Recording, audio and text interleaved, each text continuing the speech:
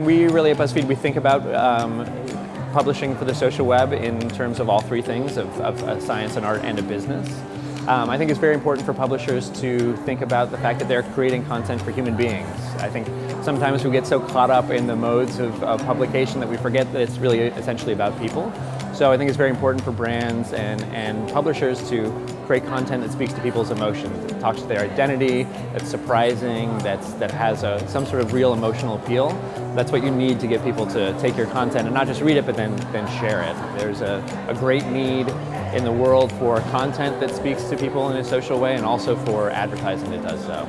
The reason that native advertising has worked so well is it allows brands to tell a story, and we as human beings are very receptive to storytelling. Video for 2014, I think, is going to be one of the big ones. Video platforms are incredibly robust. YouTube is a very, very social platform. We haven't seen a lot of advertisers take advantage of it in a native way. They've adapted pre-existing 15 or 30-second spots and just put them on YouTube.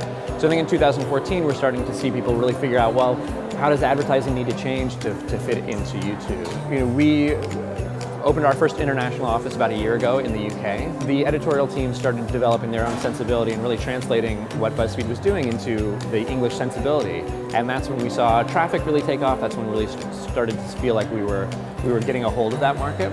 So in thinking about coming to Asia, very different culturally, in the case of Japan, very different linguistically as well. So having people on the ground who understand what Buzzfeed's trying to do, who understand the social web, but then also understand the culture that they're writing about is incredibly, incredibly important.